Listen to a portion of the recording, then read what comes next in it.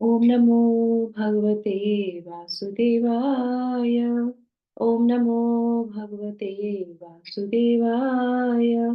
ओम नमो भगवते वासुदेवाय। ओम अज्ञानतिमिरान्धस्य ज्ञानाञ्जनशलाकया चक्षुरुन्मिलितं येन तस्मै श्रीगुरवे नमः। नमः ॐ विष्णुपादाय कृष्णपृष्ठाय भूतले श्रीमते भक्तिवेदान्त स्वामिनिति नामिने। नमस्ते सारस्वते देवे गौरवाणी प्रचारिणे निर्विशेष शून्यवादी पाश्चात्य देशतारिणे। जय श्री कृष्ण चैतन्य प्रभु नित्यानंद श्री अद्वैत गदाधर श्रीवासादि गौर भक्तवृंद। हरे कृष्णा कृष्णा कृष्णा हरे हरे हरे राम राम राम हरे हरे। जगत गुरु शिला प्रभुपाद की जय। भगवत वाणी भगवत गीता जी की जय। गुरु महाराज की जय। मुखम करोति वाचालं भंगुं लंघयते गिरियत् प्रसादं वन्दे श्री गुरुदेवानंद परमानंदं माधवं श्री चैतन्येश्वर। हरि ओम तत्सत। हरे कृष्णा। डियर सभी लोगों को बहुत बहुत स्वागत एक बार फिर से। और अभी हम लोग जो है भगवत गीता का पारायण करेंगे 2 दिन के अवकाश के बाद। और ये जो है बहुत सुंदर जो है हमारा ये सप्ताह है। इसी सप्ताह में जो हम लोग राधा अष्टमी मनाने जा रहे हैं। और भगवान की विभूतियां, तो भगवान की विभूतियां प्रारंभ हुई थी जन्माष्टमी से पहले। और राधा अष्टमी भी इसी में ही जो है सेलिब्रेट हो जाएगी हमारी, तो ये बहुत सुंदर है। तो आज हम लोग श्लोक संख्या लेंगे 33 और 34। 2 श्लोकों को हम लेने का प्रयास करेंगे, ठीक है। तो जो भी माता जी मेरे साथ वॉलंटियर करना चाहे वो मेरे साथ पढ़ सकते हैं। श्लोक संख्या 33, अध्याय 10। अक्षराणाम् अकारो अस्मि अक्षराणाम् आकारोऽस्मि द्वन्द्वः समासिकस्य च। द्वन्द्वः समासिकस्य च। अहमेवाक्षयः कालो अमेवाक्षयः कालो धाता अहं विश्वतो मुखः। दाताहं विश्वतो मुखः। थैंक यू माता जी। तो इसमें भगवान बोल रहे हैं अक्षरों में मैं आकार हूँ और समासों में द्वंद्व समास हूँ। मैं शाश्वत काल भी हूँ और षष्ठाओं में ब्रह्मा हूँ। ये माता जी हम लोग तात्पर्य पढ़ेंगे। पढ़िए माता जी। तात्पर्य श्रील प्रभुपाद की जय। आकार अर्थात संस्कृत अक्षरमाला का प्रथम अक्षर आ वैदिक साहित्य का शुभारंभ है। आकार के बिना कोई स्वर उच्चित नहीं हो सकता है, इसीलिए यह आदि स्वर है। संस्कृत में कई तरह से समासिक शब्द होते हैं, जिनमें से राम कृष्ण जैसे दोहरे शब्द द्वंद्व कहलाते हैं। इस समास में राम तथा कृष्ण अपने उसी रूप में है, अतः यह समास द्वंद्व कहलाता है। समस्त मरने वालों में काल सर्वोपरि है। समस्त मारने वालों में काल सर्वोपरि है, क्योंकि यह सबको मारता है। काल कृष्ण स्वरूप है, क्योंकि समय आने पर प्रलय अग्नि से सब कुछ लय हो जाएगा। सृजन करने वाले जीवों में चतुर्मुख ब्रह्मा प्रधान है, अतः वे भगवान श्री कृष्ण के प्रतीक हैं। हरे कृष्णा। वेरी नाइस माता जी, थैंक यू सो मच। तो यहाँ पे भगवान क्या बोल रहे हैं। तो भगवान ने पहले बोला था कि मैं आदि हूँ, अंत हूँ, मध्य हूँ, पूरी सृष्टि में, है ना। विद्याओं में मैं जो है आध्यात्म विद्या हूँ। अब आध्यात्म विद्या में भी उसके बाद भगवान इस श्लोक से क्या बोल रहे हैं। और सत्य हूँ, तर्क करोगे तो उसमें सत्य हूँ। अब तर्क करते हैं, सत्य बोलते हैं, तो बोलने के लिए क्या चाहिए, अक्षर चाहिए। कौन सा अक्षर हमारे मुंह से निकल रहा है। तो फिर वहां पे जिज्ञासा बढ़ती है कि बोलते हैं, अक्षर हैं, वाक हैं, सत्य हैं, आध्यात्मिक ज्ञान है। तो ज्ञान की शुरुआत कहाँ से होती है। कोई सा भी ज्ञान हो, मटीरियली या स्पिरिचुअली, सबका स्टार्ट जो है किसी अक्षर से होता है ना। तो यहाँ से भगवान बता रहे हैं कि अक्षरों में मैं कौन हूँ। मैं अकार हूँ। तो आप देखेंगे कोई भी, चाहे इंग्लिश का ले लीजिए, हिंदी का ले लीजिए, संस्कृत का अकार जो है पहला हमारा जो है अक्षर होता है। तो उसमें अगर भगवान कह रहे मैं ही वो हूँ। इंग्लिश में भी आप देखेंगे, अगर आप अल्फाबेट लिखेंगे ना, तो उसमें भी साइड में जो है अ साउंड आता है। तो अ के बिना तो कोई भी अक्षर कंप्लीट नहीं होता। तो यहाँ पे भगवान कह रहे हैं कि अक्षरों में मैं जो हूँ, कौन हूँ मैं, अकार हूं, है ना। और हमारे शास्त्रों में क्या बताया जाता है कि ये जो शब्द हैं ये ध्वनि है। शब्द ध्वनि है। ध्वनि से पहले ये अकार क्या है, ये ध्वनि है। जैसे हम लोग ओमकार बोलते हैं ना, अकारा, उकारा और मकारा, इन तीनों के मिलने से ओमकार बनता है। और आप संस्कृत में देखेंगे सभी जितने भी श्लोक हैं, जितने भी मंत्र हैं, उन सब में ओम का यूज किया जाता है। तो इसमें अकारा सबसे पहले आता है, तो इसलिए ये कहते हैं। तो हमारे शास्त्र में बता रहे हैं कि ये जो अकारा है, तो ये क्या है, ये दिव्य ध्वनि है ना। और दिव्य ध्वनि होने, और ये भगवान है, तो इसलिए जो है कोई भी अगर इस ध्वनि को सिर्फ अपने मुंह से बोलता है, सुनता है, उसकी इस जगत से मुक्ति हो जाती है। क्यों? क्योंकि ये भगवान स्वयं है। इसीलिए जब हम लोग मंत्र बोलते हैं, हरे कृष्णा मंत्र बोलते हैं, हमने पहले भी जाना था इसमें कौन कौन है। हरे कृष्ण जब हम ओका बोलते हैं तो इसमें जो है कृष्ण भगवान, राधा रानी और जीव, ये तीनों लोग इसमें आ जाते हैं, अकारा, उकारा और मकारा। तो इसी तरीके से भगवान कह रहे हैं कि अ हूं, मतलब मैं यहाँ पे अक्षर हूँ। अब एक सबसे सुंदर बात क्या है कि ये जो अक्षर है, पहले तो कौन सी भाषा चलती थी? पहले चलती थी संस्कृत, मेनली संस्कृत ही चलती थी, है ना। जो जितने भी हमारे जब भगवान अवतरित हुए, या जितने भी वेद शास्त्र लिखे गए, संस्कृत मेन भाषा हुई। उसके बाद धीरे धीरे जो है, जैसे जैसे बुद्धि कम होती गई, वैसे वैसे जो है हिंदी, या जो हमें समझने वाली भाषा है देवनागरी हिंदी, वो सब उन लोग का आया। पर इसमें ये भी बताया जाता है हमारे शास्त्रों में कि जो संस्कृत पढ़ते हैं डेली, वो डेली भगवान से एसोसिएट होते हैं। कैसे? क्योंकि उसमें क्या है, यही दिव्य ध्वनि होती है, यही अक्षर आते हैं, और ये अक्षर कौन है? भगवान है। तो संस्कृत अपने आप में जो विषय है वो बहुत अच्छा है। तो इसीलिए अब इसमें आपको मैं दो जो है उदाहरण देती हूँ कि किस तरीके से इन पे शोध भी हुआ है। तो एक वैज्ञानिक थे, वैज्ञानिक का नाम नहीं पता मुझे, एक वैज्ञानिक थे, उन्होंने शोध किया था।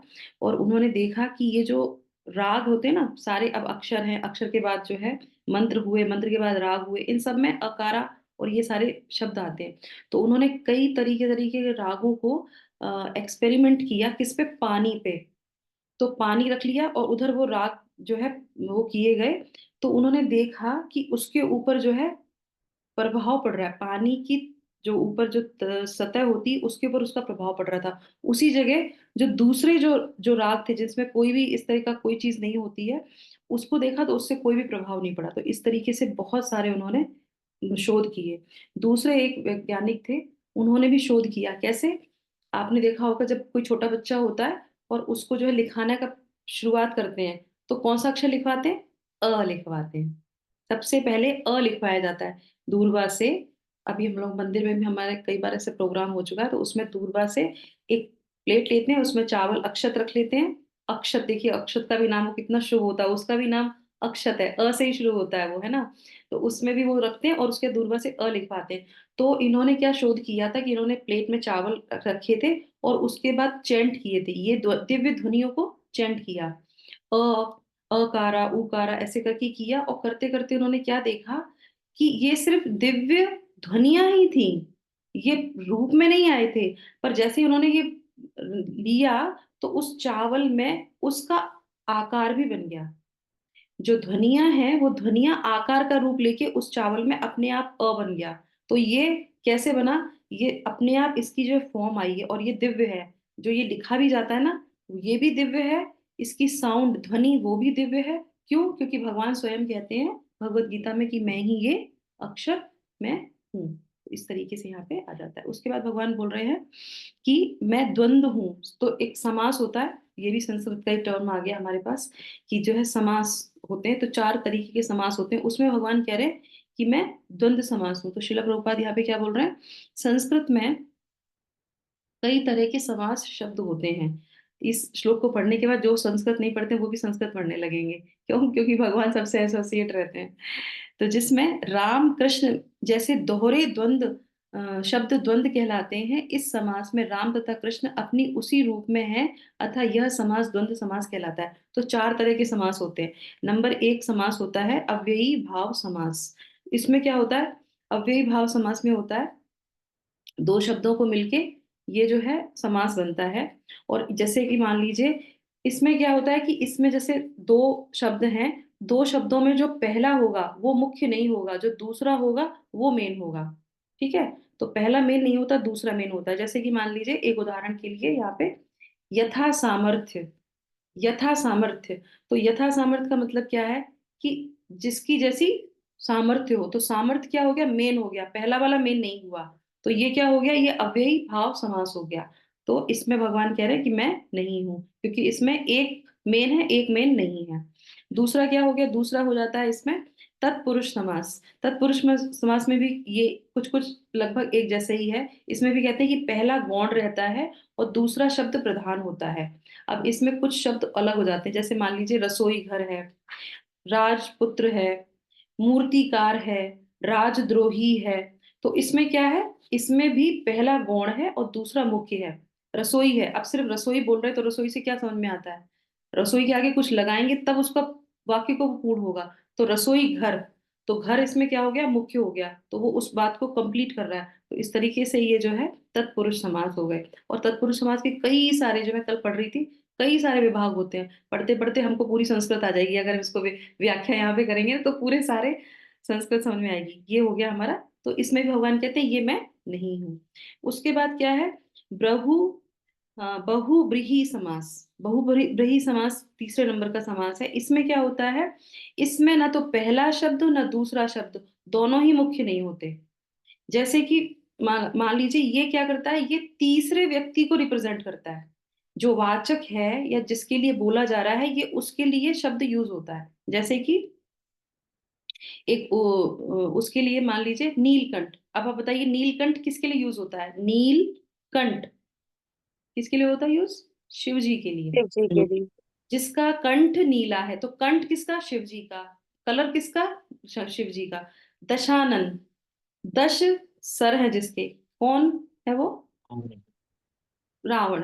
तो ये किसके लिए हो रहे हैं, तीसरे व्यक्ति के लिए हो रहे हैं। तो इसी तरीके से गजानन, है ना, अभी गणेश चतुर्थी आने वाली है तो इसी तरीके से तीसरे व्यक्ति वाचक को जो रिप्रेजेंट करते हैं उसको बोलते हैं बहुव्रीहि समास। तो भगवान क्या कह रहे हैं, ये भी मैं नहीं हूं। अब आ जाते हैं चौथा वाला, जिसमें भगवान ने कहा है ये मैं हूं। अब इसकी खूबसूरती क्या है, इसकी विशेषता क्या है, वो है द्वंद्व समास में जो दो शब्द होते हैं वो दोनों ही मुख्य होते हैं। दोनों ही मुख्य होते हैं। अब ये क्यों बोल रहे हैं यहाँ पे, शिला प्रभुपाद ने इतना अच्छा उदाहरण दिया है। राम और कृष्ण दो शब्द मिलते हैं, करेक्ट। राम अपने आप में पूर्ण है, इसीलिए बोलते हैं कि हरे कृष्णा महामंत्र जब हम लोग बोलते हैं तो इसमें अगर आप कोई रा भी बोल रहा होगा ना तो भगवान उसको ग्रहण कर लेते हैं। कोई माँ भी बोल रहा होगा ना तो उसको भी ग्रहण कर लेते हैं। विभीषण से जब एक बार वो क्या करते थे, राम राम राम राम करते थे, रावण ने सुना और उनके पूरे घर में राम राम राम राम, तो बोले कि तुम यहाँ पे लंका में रह के राम का नाम ले रहे हो। बोले नहीं नहीं नहीं नहीं, मैं आप ही का तो नाम ले रहा हूँ। बोले कैसे, बोले रा से रावण, म से मंदोदरी। तो बोले आप ही लोगों का नाम लेता हूँ, मैं तो दिन रात आपका ही नाम लेता हूँ। ये बुद्धिमत्ता उनकी। और ले किसका रहे होते हैं, भगवान राम का ले रहे होते हैं। तो भगवान जो है उस तरीके से उनको एक्सेप्ट कर लेते हैं। तो क्योंकि रा अपने आप में पूर्ण है, मोह अपने आप में पूर्ण है, तो इस तरीके से। और एक और उदाहरण बहुत अच्छा है, जो हम लोग डेली भगवत गीता पढ़ते हैं। आप देखेंगे जो संस्कृत के जो श्लोक वाली भगवत गीता होती है या जो हम लोग उच्चारण करते हैं, तो अंत में एक क्या बोला जाता है, एक यहाँ पे जो है पुष्पिका बोला जाता है। जब हम लोग अध्याय खत्म करते हैं सारे श्लोक बोलने के बाद, तो उसमें क्या बोलते हैं, श्री कृष्णार्जुन संवाद अध्याय प्रथमा, है ना, और श्री कृष्णार्पणम अस्तु बोलते हैं। तो उसमें क्या बोलते हैं, श्री कृष्ण अर्जुन संवाद, श्री कृष्णार्जुन। तो कृष्ण और अर्जुन दोनों ही बहुत मुख्य हैं पूरी भगवत गीता में। ये दो शब्द, ये दोनों ही शब्द ही बहुत महत्वपूर्ण है। कृष्ण अर्जुन नहीं होंगे तो भगवत गीता नहीं होती। तो ये दोनों ही बहुत महत्वपूर्ण है। तो इस तरीके से, और ये हर चैप्टर के अंत में ये पुष्पिका जो है शब्द जो होता है वो आया आता है। तो इसलिए ये दोनों ही बहुत महत्वपूर्ण है। जहां पे दोनों ही शब्द बहुत महत्वपूर्ण होते हैं, भगवान कहते हैं मैं वहां पे उपस्थित रहता हूँ, यानी कि वो मेरी विभूति है। तो इस श्लोक से हमने क्या देखा, भगवान कह रहे हैं कि जो भी हम बोलते हैं या भी हम अक्षरों को देखते हैं उस सब जगह में भगवान की विभूति दिखती है। तो संस्कृत हुई, संस्कृत शब्द इतनी बढ़िया लैंग्वेज है। तो वो जब कोई भी एसोसिएट होता है संस्कृत के, तो वो डायरेक्ट ही भगवान से एसोसिएट होता है। ठीक है, उसके बाद भगवान क्या बोल रहे हैं इसमें, अहमेवाक्यः कालो धाताहम विश्व तोमुख। तो भगवान यह कह रहे हैं, ये तो हम लोगों ने पहले भी जान लिया था कि किस तरीके से जो है भगवान काल के रूप में जो है, पहले हम लोगों ने पढ़ा था भगवान काल के समय के रूप में रहते हैं। यहाँ पे बोल रहे हैं कि जब सब कुछ विलय हो जाता है तो जो शेष बचता है वो मैं ही हूँ, मतलब सबका हरण करने वाला मैं ही हूँ। और उसके बाद जो है अक्षय काल, जो कभी खत्म नहीं होता। जैसे ब्रह्मा जी आए, ब्रह्मा जी की भी एक अवधि है, पर भगवान की कोई अवधि निश्चित नहीं है। भगवान तो हमेशा रहते हैं शाश्वत रूप से, अक्षय रूप से। तो वो अक्षय काल जो है वो कौन हूँ, मैं हूँ। और उसके बाद सृष्टाओं में कौन हूँ, ब्रह्मा जी। तो ब्रह्मा जी किसके रिप्रेजेंटेटिव है, भगवान के ही हैं। तो इस तरह से यहाँ पे बता रहे हैं। श्लोक संख्या लेंगे 34। ठीक है। यस माता जी, कौन वॉलंटियर करना चाहता है आप पढ़ लीजिए। अब आप देखिए, सुबह सुबह हम लोग भगवत गीता का श्लोक पढ़ते हैं, इसीलिए बोलते हैं अगर आप थोड़ा सा पढ़ेंगे साथ में तो क्या करेंगे, डायरेक्ट एसोसिएट हो जाएंगे भगवान से। इसलिए डेली सुबह उठ के भगवत गीता लेके पढ़ा कीजिए। चलिए, तो मृत्यु सर्वहरश्चाहम। मृत्युः सर्वभक्षिभिः। नहीं नहीं, ये तो आप तात्पर्य पढ़ रहे हो, ये पढ़ो, मृत्यु सर्वहर च अहम। मृत्युः सर्वहरः च अहम्। हाँ, उद्धव च भविष्यताम। उद्धवः च भविष्यताम्। हाँ, कीर्तिः श्रीवाक् च नारीणाम्। कीर्तिः श्रीवाक् च नारीणाम्। स्मृतिः मेधा धृतिः क्षमा। स्मृतिः मेधा धृतिः क्षमा। थैंक यू माता जी। तो यहाँ पे भगवान क्या बोल रहे हैं कि मैं सर्वभक्षी मृत्यु हूँ, और मैं ही आगे होने वालों को उत्पन्न करने वाला हूँ। और स्त्रियों में मैं कीर्ति श्री वाक स्मृति मेधा धृति तथा क्षमा हूँ। यस, तात्पर्य दो माता जी पढ़ लीजिए, एक एक पैराग्राफ जल्दी से। हरे कृष्णा। तात्पर्य श्रील प्रभुपाद की जय। जो ही मनुष्य जन्म लेता है वह क्षण क्षण मरता रहता है। इस प्रकार मृत्यु समस्त जीवों का हर क्षण भक्षण करती रहती है, किंतु अंतिम आघात मृत्यु कहलाता है। यह मृत्यु कृष्ण की ही है। यहाँ तक भावी विकास का संबंध है। सारे जीवों में 6 परिवर्तन होते हैं। वे जन्मते हैं, बढ़ते हैं, कुछ काल तक संसार में रहते हैं, संतान उत्पन्न करते हैं, क्षीण होते हैं और अंत में समाप्त हो जाते हैं। इन 6 परिवर्तनों में पहला गर्भ से मुक्ति है और यह श्री कृष्ण है। प्रथम उत्पत्ति की ही भावी कार्यों का शुभ आरंभ है।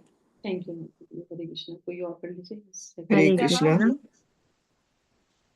यहाँ जिन 7 ऐश्वर्यों का उल्लेख है वे स्त्रीवाचक हैं। कीर्ति, श्री, वाक, स्मृति, मेधा, धृति तथा क्षमा। यदि किसी व्यक्ति के पास ये सभी या इनमें से कुछ ही होते हैं तो वह यशस्वी होता है। यदि कोई मनुष्य धर्मात्मा है तो वह यशस्वी होता है। संस्कृत पूर्ण भाषा है, अतः ये अत्यंत यशस्विनी है। यदि कोई पढ़ने के बाद विषय को स्मरण रख सकता है तो उसे उत्तम स्मृति मिली होती है। केवल अनेक ग्रंथों को पढ़ना पर्याप्त नहीं होता, किंतु उन्हें समझकर आवश्यकता पड़ने पर उनका प्रयोग मेधा या बुद्धि कहलाती है। यह दूसरा ऐश्वर्य है। अस्थिरता पर विजय पाना धृति या दृढ़ता है। पूर्णतया योग्य होकर यदि कोई विनीत भी हो सकता है और सुख तथा दुख में समभाव से रहे तो यह ऐश्वर्य क्षमा कहलाता है। हरे कृष्ण। थैंक यू महाराज जी, बहुत बढ़िया। हरे कृष्णा। तो सबसे पहले शिला प्रभुपाद एक चीज बहुत अच्छी यहाँ पे क्या बोल रहे हैं कि संस्कृत भाषा क्या है, पूर्ण भाषा है। और दूसरा इन्होंने यहाँ पे क्या बताया शिला प्रभुपाद ने, भगवान की कितनी अच्छी विभूति है ये देखिए आप। ऐसी विभूति किसी के पास नहीं हो सकती है। कैसी, भगवान क्या बोल रहे हैं, मतलब सेमल्टेनियसली दोनों चीजें एक साथ चलती हैं भगवान के साथ, तभी तो ये दिव्यता है, तभी तो विभूति है। क्या बोल रहे हैं कि मैं सर्वभक्षी मृत्यु हूँ, मैं सब कुछ ले लेता हूँ मृत्यु के रूप में। और फिर क्या है, मैं उसके आगे तुरंत क्या बोलते हैं, और मैं ही आगे होने वाले को उत्पन्न करने वाला हूँ। मैं ही खत्म कर देता हूँ और मैं ही उत्पन्न कर देता हूँ। और एक साथ भगवान क्या करते हैं, सारी चीजें एक साथ कर सकते हैं। कोई भी एक एक साथ एक चीज नहीं कर सकता। अगर भगवान की हम विभूतियों की बात करते हैं तो भगवान क्या है, भगवान एक साथ दो चीजें हैं। अगर जैसे कोई मान लो, अगर हम बोलते हैं कि भगवान काले हैं कि भगवान गोरे हैं? भगवान काले हैं कि भगवान गोरे हैं, बताइए जल्दी जल्दी से, अभी कंप्लीट करना है बहुत कुछ। हाँ, दोनों हैं भगवान, करेक्ट। दोनों हैं। कृष्ण के रूप में correct। आते हैं तो काले होके आते हैं, बलराम जी के रूप में आते हैं तो क्या होते हैं, गोरे होके आ जाते हैं, करेक्ट। भगवान सुंदर है और भगवान जो है अगली भी हैं, तो कैसे हैं भगवान सुंदर और अगली कैसे हो गए? सुंदर तो सबने सुना है, अगली कहाँ है बताइए, है या नहीं है? जब बोर का रूप लेते हैं तो ही इज अगली। हाँ वो उसमें भी बहुत सुंदर लगते हैं, पर जो मृत्यु के रूप में भगवान आते हैं तो डरावने लगते हैं। अर्जुन को उन्होंने क्या दिखाया, काल रूप दिखाया। जैसे यहाँ पे भगवान बोल रहे मैं काल, मृत्यु, मृत्यु किसको अच्छी लगती है? मृत्यु सुंदर होती है? मृत्यु बहुत गंदी होती है, मतलब मृत्यु बहुत डरावनी लगती है, भयभीत होता है उसको देख के। सुंदर कोई उसका व्याख्या नहीं करेगा, पर अर्जुन ने जब देखा तो अर्जुन बोले कि नहीं मुझे नहीं देखना, क्योंकि भगवान को भयानक रूप था। तो भगवान एक जगह इतने सुंदर हैं और दूसरी जगह वो भयानक भी है मृत्यु के रूप में। तो इस तरीके से दोनों चीजें यहाँ पे आ जाती हैं। और भगवान स्त्री भी हैं, भगवान पुरुष भी हैं। ऐसा कोई कर सकता है क्या, एक जगह सुंदर भी है, एक जगह बदसूरत भी है, एक जगह स्त्री भी है, एक जगह पुरुष भी है? ये सिर्फ और सिर्फ हमारे जो है कृष्ण ही कर सकते हैं। क्यों? क्योंकि वो सबसे बड़े योगेश्वर है, उनसे बड़ा और कोई योगी नहीं है, उनसे बड़ा कोई जो है जादू करने वाला नहीं है, एक वो ही कर सकते हैं इसको, ठीक है। तो उसके बाद भगवान यहाँ पे ये बात उन्होंने बोली, दोनों चीजें हैं मैं उत्पन्न कर सकता हूँ, और मैं एक उसके क्षण में जो है उसको मृत्यु के रूप में ले लेता हूँ। अब इसके बाद आ जाते हैं यहाँ पे कि यहाँ पे जो है ये सात जो है स्त्रियों में मैं कीर्ति हूँ। तो अब बहुत सुंदर है, मैं जब कल पढ़ रही थी तो मुझे याद आ रहा था कि अभी हम लोग जो है जन्म राधाष्टमी सेलिब्रेट कर रहे हैं, तो हम लोग राधा रानी की अष्ट सखियों की बात कर रहे थे। तो उनमें जो गुण दिखाई दे रहे थे ना, वो जब मैं ये पढ़ रही थी तो मुझे वो सारे गुण याद आ रहे थे कि हर सखी में एक विशेष गुण भगवान की, राधा रानी की उनमें है, और वो भगवान की शक्तियां हैं उनमें है। पर कितना सुंदर है कि यहाँ पे भगवान कहते हैं स्त्रियों में मैं ये सारे गुण हूँ। और ये स्त्रियां कौन है? ये जो हमारे ये है क्या कहते हैं इनको, दक्ष प्रजापति, ये इनकी पुत्रियां हैं। सात पुत्रियों की यहाँ पे बात की जा रही है दक्ष प्रजापति की, और इनका विवाह किससे हुआ था? धर्मराज से हुआ था, हमने पहले भी श्लोकों में जाना था। तो ये उन्हीं की नाम है, वो ही सारी पुत्रियां हैं, क्योंकि ये प्रजा को आगे बढ़ाया गया। और इसी तरीके से जब हम लोग जीव उत्पन्न होते हैं तो उनमें ये समावेश उनका ये आता है। तो एज अ ब्लेसिंग के रूप में ये सब जो है स्त्रियों में आता है। हर में सब कुछ नहीं होता, पर सब में कुछ ना कुछ जरूर होता है। तो इस तरीके से जैसे है ना, तो यहाँ पे सबसे कौन सी है, सबसे पहले यहाँ पे आ गई कीर्ति। कीर्ति, श्री, वाक, स्मृति, मेधा, धृति और क्षमा, कितनी हो गई टोटल? कितनी है? 7। 7। सात को है ना पत्नियां हैं धर्म की। और यही सात क्वालिटी यहाँ पे, वैसे तो बहुत सारी और भी क्वालिटी हैं, इंटेलिजेंस की अपनी सात क्वालिटी होती, सात मतलब उसके विभाग होते हैं, हम उसके बारे में भी चर्चा करेंगे समय अगर रहा तो इसमें क्या बता रहे हैं, इसमें जो है आपने देखा होगा कुछ जो रोल होते हैं, जैसे कुछ कार्य होते हैं वो स्त्रियों को ही सूट करते हैं, है ना। तो सबसे पहले अगर कोई स्त्री बाहर कार्य करने जाती है तो सबसे बेस्ट ड्यूटी जो होती है, सबसे बेस्ट कार्य होता है जो उसको सबसे ज्यादा सूट करता है, वो कौन सा होता है? अर्चना माता जी बताएंगी। पढ़ाने का। Yes, teacher. तो कहते हैं ना कि टीचर की जॉब सबसे बढ़िया है। क्यों? क्योंकि ये गुण भगवान ने उनको दिया ही दिया है। तो सबसे पहले जो है टीचर का कार्य हो गया, रिसेप्शनिस्ट का कार्य हो गया, है ना। और उसके उसके बाद क्या हो गया आपका, आप किसी की सेक्रेटरी होती है तो बहुत अच्छी आप बन सकती हैं, है ना। आप न्यूज रिपोर्टर बहुत अच्छी बन सकती हैं। क्यों? क्योंकि वाक शक्ति भगवान ने दी है। अब रिपोर्टर हुई, उसको भी इंटेलिजेंस चाहिए ना, तो वो भगवान ने उसको दे के भेजा है। उसके बाद रिसेप्शनिस्ट हो तो भाई सुंदर भी होना चाहिए, तो वो भी भगवान ने स्त्रियों को लेके भेजा। आपने देखा कहीं रिसेप्शनिस्ट बहुत कम ही जेंट्स होते हैं, सारी लेडीज ही होती हैं। तो ये कुछ चीजें भगवान ने उनको दे के भेजी हैं कि ये चीजें जो बहुत अच्छी से वो कर सकते हैं ना। एयर हॉस्टेस है, बोलने में अच्छी, है ना, डीलिंग में बहुत अच्छी होती, तो ये भगवान की विभूति है। तो अब हम ऐसे, नर्स नर्स भी होती है माता जी, क्योंकि हाँ मतलब दयालु है, yes, माया है। क्योंकि उनमें अभी हम उसी की बात करेंगे यहाँ पे, ये जो क्वालिटी है ना, तो इससे आप समझ जाएंगे कि ये जो कुछ कार्य हैं जो एकदम उनको सूट करते हैं। क्यों करते हैं? क्योंकि भगवान कहते हैं ये विभूति देके मैंने उनको भेजा है। तो सबसे पहले हम बात करते हैं यहाँ पे कीर्ति की, है ना। तो कीर्ति मतलब क्या होता है? कीर्ति का मतलब होता है फेमस। तो कीर्ति क्या होता है कि अपने स्वभाव से, अपने आचरण से वो जो है सबको अट्रैक्ट करती हैं, तो वो कीर्ति के रूप में भगवान विभूति अपनी उनको देते हैं। ठीक है, अब यहाँ पे हम इसको दूसरी तरीके से समझेंगे। तो हम लोगों ने समझ लिया कीर्ति के रूप में होती श्री, मतलब सुंदर होती हैं और उनका जो है ब्यूटी उनके पास होती है। वो वाक मतलब बोलने में बहुत निपुण होती हैं, दक्ष होती हैं, इसलिए स्मृति सब कुछ याद रख सकती हैं, याद रखने वाली होती हैं, स्मरण स्मरण करने वाली होती। मेधा जो होती हैं युक्ति वाली होती, कहाँ कौन सी चीज में उनको यूज करना है, जुगाड़ लगाना है, किस जगह कौन सी चीज बोलनी है, विभेदन शक्ति जिसको बोलते हैं वो। जैसे हमारी सखियों में, एक दो सखियों की ये बहुत अच्छी क्वालिटी है इसमें। धृति, धृति मतलब होता है कि उसको जो है दृढ़ता के साथ उसको धारण करना, कितनी भी अलग स्थिति होगी फिर भी वो उसको दृढ़ता से, प्रलोभन आएंगे, लोग परेशान करेंगे, फिर भी वो अपनी चीजों को करती रह जाएंगी। तो ये जो शक्ति होती है धृति की, ये उनको भगवान ने अपनी विभूति के रूप में प्रदान की है। लास्ट की क्या है, क्षमा। कितनी सुंदर है कि वो क्या करती हैं, क्षमा करती, माँ जैसा उनका हृदय होता है ना, इसलिए वो सबको क्षमा करती है। तो इसमें बहुत सुंदर उदाहरण है द्रौपदी का, है ना। तो जब अश्वत्थामा की वध की बात हो रही थी तो वो कहती नहीं, छोड़ दो, जो मैंने सहन किया है वो कोई और सहन ना करे। तो इतना सुंदर जो है स्त्रियों को वो सारे गुण दिए गए। और जैसे लोग बोलते हैं ना कि स्त्रियों में कम जो है बुद्धि होती है, तो इस श्लोक से, भगवत गीता के इस विभूति से आप उनको बता सकते हैं कि नहीं, भगवान कहते हैं स्त्रियों में मैं क्या हूं, मेधा हूं। मेधा मतलब इंटेलिजेंस। तो औरतों में इंटेलिजेंस होता है और वो भगवान की ही विभूति होती है। तो वो क्या है, मूर्ख नहीं है, मेधा होती है। अब इसको एक तरह से और समझ सकते हैं। सब लोग जो है किस, सबकी पत्नियां है, जैसे यहाँ पे क्या स्त्री है तो स्त्री किसी की पत्नी होती, किसी की पुत्री। यहाँ पे जैसे धर्म की वो पत्नियां थी। तो कोई कोई जैसे प्रभु जी, हमारे क्लास में तो इतने प्रभु जी नहीं आते पर फिर भी जो प्रभु जी होते तो वो अक्सर क्या बोलते हैं, नहीं हमारी पत्नी में ये कमी है, हमारी पत्नी में वो कमी है।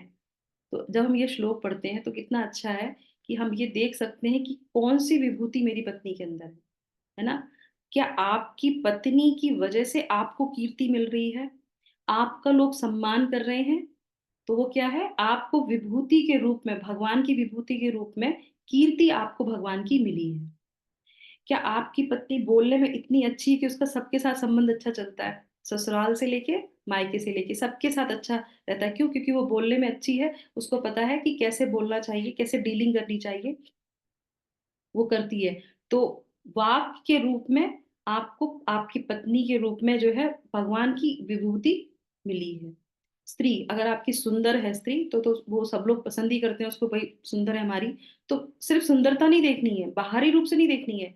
अब इसमें सुंदरता क्या देखेंगे कि भगवान ने मुझे अपनी विभूति भेजी है, तो हम क्या करेंगे, रिस्पेक्ट करेंगे अपनी पत्नी का, है ना। उसके बाद चलो सुंदर भी नहीं है ना, बोलती भी अच्छा नहीं है, पर याद बहुत कुछ रख लेती है। उसको हर एक चीज की याद रहती है, इसकी इसकी डेट ऑफ बर्थ याद रहती है, उसने कब क्या किया था वो याद रहता है, सारा मैथ का सब कुछ याद रख लेती है। तो वो क्या है, वो भगवान की विभूति के रूप में भगवान ने आपको उपहार स्वरूप दी है।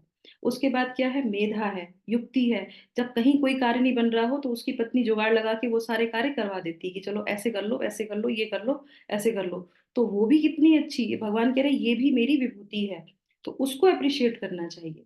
उसके बाद क्या है, धृति है।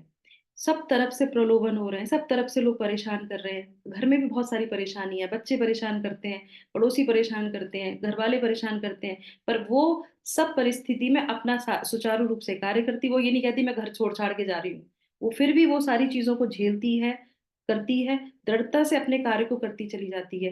तो उसमें भी आपको जो है उसकी क्या करनी चाहिए, उसकी बड़ाई करनी चाहिए, भगवान की विभूति वहां पे देखनी चाहिए, और उसको वैसे ही उसकी रिस्पेक्ट करनी चाहिए।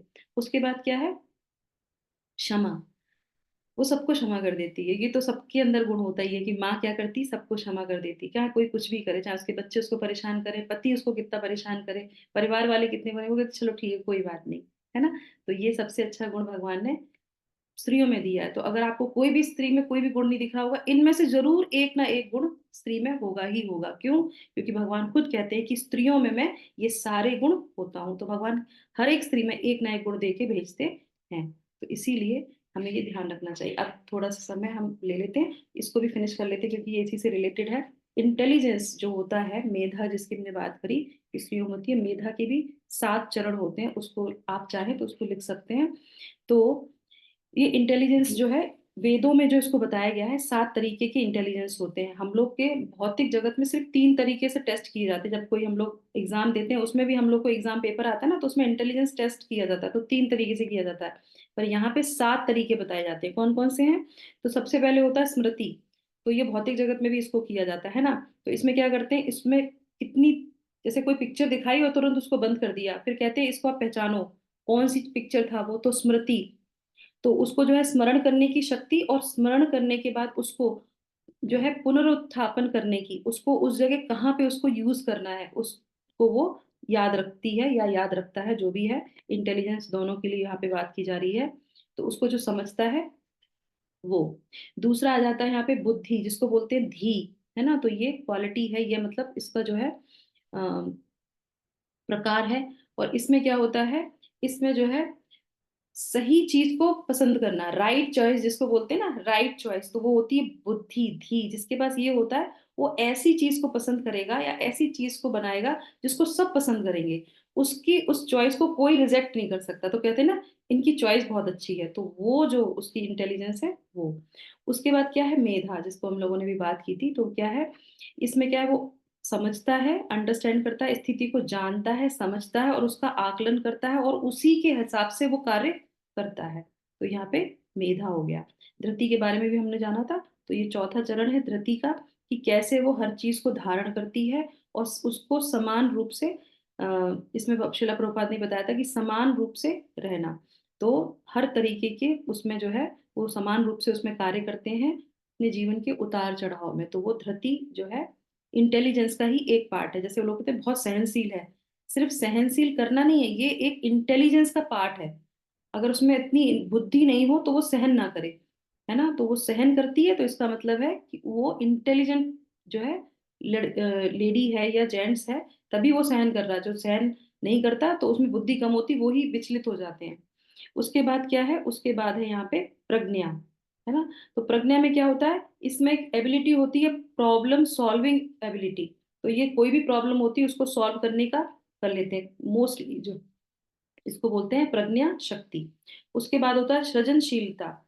और फिर वो क्या कहते हैं, विपरीत परिस्थितियों में भी एक नई चीज को उत्पन्न करना, उन सारी चीजों को इकट्ठा करके एक नई चीज को क्रिएट करना। क्रिएटिविटी बहुत होती है उसके अंदर, तो वो हो जाती है सृजनशीलता। सृजन करते हैं, उसको धारण करते हैं। उसके बाद होते हैं ऋतंभरा। ऋतंभरा लास्ट का है, जो सबसे लास्ट है और सबसे ऊंचा है। कब होगा ना हमारे यहाँ पे, 1 2 3 4 5 6 7, यस, तो लास्ट है ऋतंभरा। तो यहाँ पे क्या होता है, ये जो शक्ति होती है, इसमें क्या होता है, इसमें वो भगवान से इतना कनेक्ट होता है, परमात्मा से इतना कनेक्ट होता है। जो योगी है वो भी इसको प्राप्त करते हैं, जो भक्त है वो भी इसको प्राप्त करते हैं। इसमें वो डायरेक्ट भगवान से जुड़ता है, या तो भगवान से जुड़ेगा या परमात्मा से जुड़ेगा, और जुड़ के सीधे भगवान से इंटेलिजेंट बोरो करता है।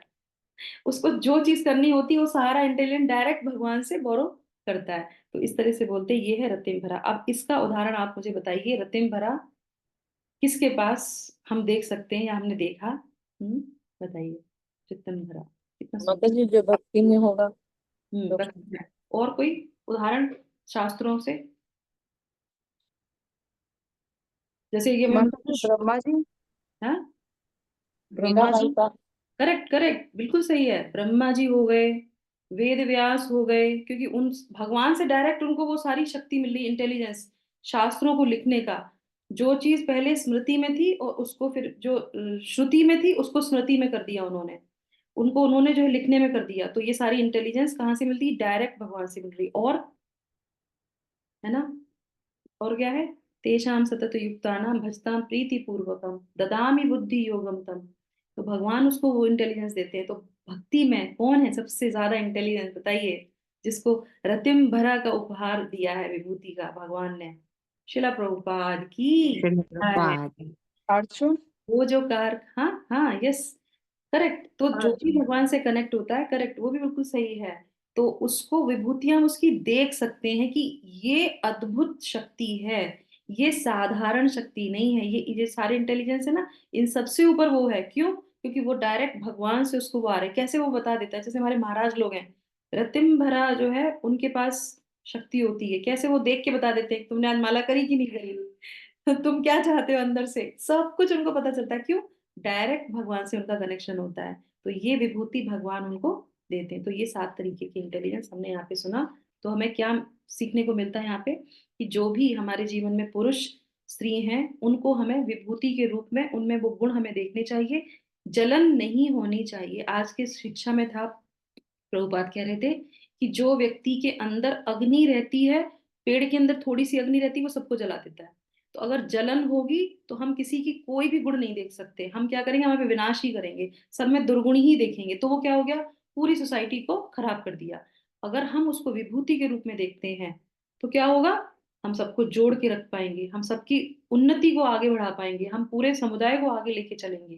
करेक्ट? ये विभूति है भगवान की, तो हमें ये देखना चाहिए, समझना चाहिए। एक साथ मिलके सब में कुछ ना कुछ भगवान ने गुण दिया है, तो हमें भगवान की विभूति को देखना है, भगवान से संबंध बनाना है, और अपने इस सुंदर से जगत जो भगवान ने इस जगत में सारी जो विभूतियां दी हैं, तो ये जो पर्टिकुलर सेक्शन था ये हमारा किस में था? ये एक अंड के लिए, जो हम सब लोग एक जीव हैं भगवान के पार्ट एंड पार्सल है, उन सब के लिए बहुत इंपॉर्टेंट था। और स्त्रियों के लिए तो विशेष रूप से। तो राधा रानी की विशेष कृपा हम सब लोगों पे, इसलिए उन्होंने आज दबा के जो है खूब स्त्रियों का भरपूर से सारी जो है वो करवाई है, वाहवाही करवाई कि स्त्रियों में ये भी होता है, ये भी होता है। क्यों? क्योंकि राधा रानी बड़ी कृपा कर रही हैं सारे जो है माताओं के ऊपर। तो इस तरीके से तो हमें क्या करना चाहिए? जब हम साधना भक्ति करते हैं तो ये सारे गुण हमारे अंदर भी आ सकते हैं, ये सारी चीजें हमारे अंदर भी आ सकती हैं। और एक ना एक तो शक्ति विभूति के रूप में स्त्रियों में रहती ही है। तो चलिए, साधना भक्ति का पहला नियम क्या है? हरे कृष्णा महामंत्र। हरे कृष्णा कृष्णा कृष्णा हरे हरे, हरे रामा राम राम राम राम हरे हरे, हरे कृष्ण शिला प्रभुपाद की जय, ट्रांसेंडेंटल वाइब्रेशन की जय। हरिओम तत्सत। हरे कृष्णा। आप लोग का दिन शुभ हो, मंगलमय हो। इसी के साथ सत्र को विराम करते हैं। कल फिर से 2 विभूतियों को पढ़ेंगे। हरे कृष्णा। कृष्ण। Thank you. हरे हरे कृष्ण कृष्णा माता जी, माता जी, सभी थैंक